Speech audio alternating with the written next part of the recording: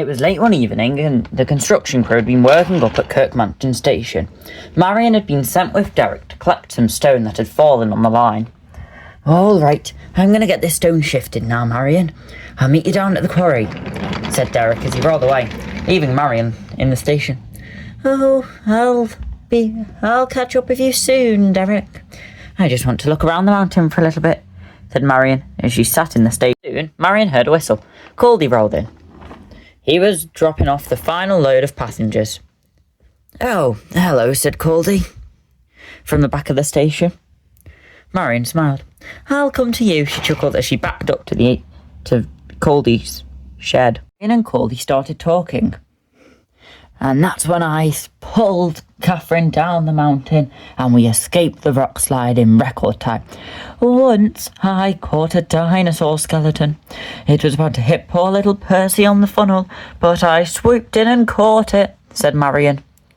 Caldy and Marion spoke late into the evening, and before long, Catherine had to tell Caldy to head back to the shed. "Come on, Caldy, it's time for us to get our sleep," said Catherine. "Oh, see you later, Marion. We'll talk again soon," said Caldy as him and Catherine backed up into the sheds. This made Marion panic. "Oh my, I'm running very late. I better get back up to the quarry. The other vehicles are going to be wondering where I am," said Marion as she rolled away. Marion left Kirkmanton Station, but as she was heading down the line, there was trouble. Marion heard Percy's whistle as he raced down the line. "Marion, what are you?" But before Percy could finish, Marion was quickly diverted into one of the mine shafts. Percy applied his brakes and wheeshed through down the line. Marion raced down the rickety old line and crashed straight into an old engine. With a smash, the mountain top crashed down, followed by the engine. "Oh my," said Marion. "Is everyone okay?" "A knock on the door would have been nice," coughed Lady. "Oh. Wait. What are you doing down here?" "I was placed here a few weeks ago. Some workmen said that I was cluttering up the yard, so placed me in this siding. And little by little I got pushed further back into the cave. I'm glad you found me, though," coughed Lady. "Although I don't know how you're going to get out." "Why that?" said Marion. "Look," said Lady. Marion had managed to knock some trees and a signpost over, along with making Caldy Fell's line wobbly. "Oh dear," said Marion, "and no one even knows I'm down here." "I know, I'll dig my way out." Marion rolled forward and hit into the rock bed. The rock bed shook. It sent a shake right through the line as the hillside wobbled. "Don't do that," said Lady. "Oh, sorry," said Marion sheepishly. "What am I meant to do? We're going to be stuck here all night at this rate." "Oh, it's fine," said Lady. "You kind of get used to the mine when you've been stuck in here a while." "Don't worry, my friends from the quarry will notice I'm missing in no time," said Marion. Meanwhile, in the quarry, Derek had just arrived back. "Oh, hello, Derek. Wait, where's Marion?" "Oh, she said she'd be right behind me." "She must have got caught up." "No wonder it was so quiet then," said Bill. "Yeah," said Ben. "I thought it was Bill being a bit quieter, but no, it was Marion not being here." "All right, Bill and Ben, that's enough," said Timothy. "Marion never normally dawdles, so she could be in trouble." Miss Jenny walked out. "Oh, what's all the noise?" asked Miss Jenny. We think Marion's in trouble," said Derek. "She was meant to be following me down the hill, and she didn't. She could still be up at the station, or could have broken down." "Oh dear," said Miss Jenny. "Right, I'll take Marge and head up the mountain. Timothy, Bill, Ben, Derek, yous head out. Hold down the quarry while I'm gone," said Miss Jenny, as she stepped into Marge. Derek and Timothy rolled away, leaving Bill and Ben in charge of the quarry. "Behave, you two," said Timothy, as he followed Derek out of the tunnel. Bill and Ben chuckled. Along, the search and rescue team had been notified. "All right," said Belle. "So, we're all going to split up. Timothy, you trek down past the chocolate factory and Tidmouth sheds.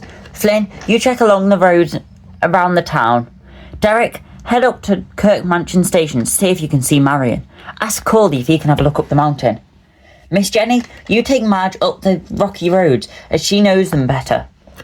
On it, said Marge as she stepped in.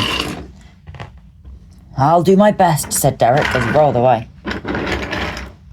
I'll be as quiet as anything, said Timothy. You can count on me, Belle, said Flynn as he backed away and raced down the road. Belle was getting ready to leave when she heard a whistle. Before Belle left, Percy puffed in. Percy, have you been past Kirk Mansion Station? Said Belle. Yes, I just went. Why? Have you seen Marion? She's gone missing. Oh yeah, I did, said Percy, as he uncoupled from his trucks and reversed forward. I think she got diverted down one of the lines.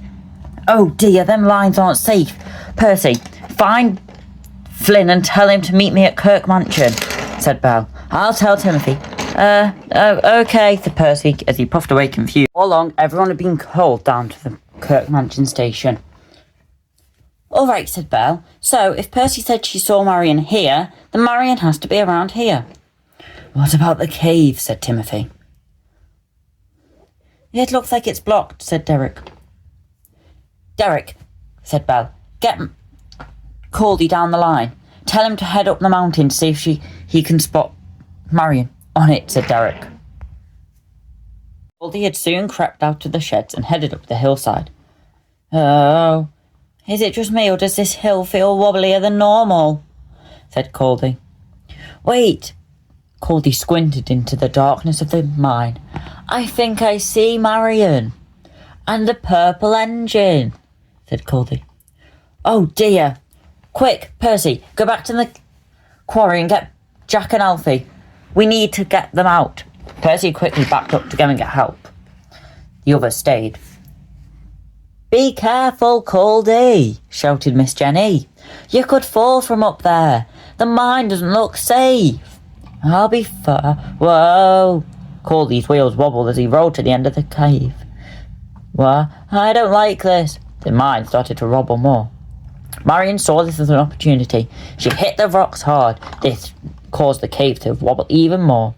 Caldy, it's gonna fall. Get down, cried Timothy. Caldy quickly backed up and raced down, just as the end of the mine collapsed down. Marion, said Belle. Belle, look out, said Timothy. Timothy pushed Belle out of the way, as everyone quickly steered clear.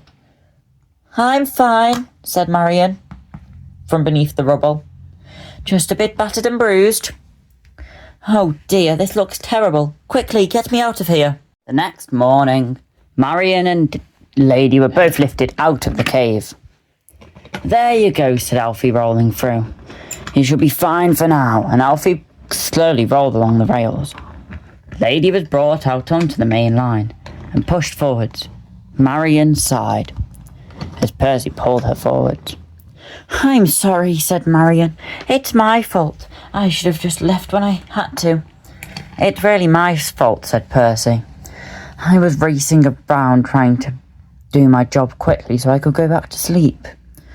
If it wasn't for me racing down the line, I wouldn't have made you be diverted. Andy walked over. Whoever's fault it was, I will not stand for it. The engines all stared. You have caused considerable damage to the Caldy-Fell line, and that was one of our biggest profit margins. I mean, favourite railways. And you have also caused damage to Marion, meaning the construction crew is now down a steam shovel. Oh, what am I going to do? It's going to cost so much money to repair. Miss Jenny turned. I have the funds to repair Marion, said Miss Jenny, but I would like you to split them with me. I will also give you my construction crew free of charge if you help fix Marion. And Lady, said Miss Jenny. Andy rolled his eyes. What, that lump of scrap metal under there? Meanwhile, Alfie and Jack decided to go and explore the caves. Whoa, Jack, look, said Alfie as he moved a tree branch out of the way. I'll go get Miss Jenny. Miss Jenny! Miss Jenny! Said Jack. Miss Jenny walked through into the cave and gasped. Oh my word. We could be rich. Right, we can't tell Andy, said Miss Jenny as she walked out of the cave. Andy sighed. Get these lumps of metal out of here. Percy puffed away. And you're not safe. I'll take you all down to the works. But I'm not broken, said Percy. I wasn't saying you were, said Andy. He walked down the line and stopped in the cave. Ha ha ha. Oh, I will be rich, won't I?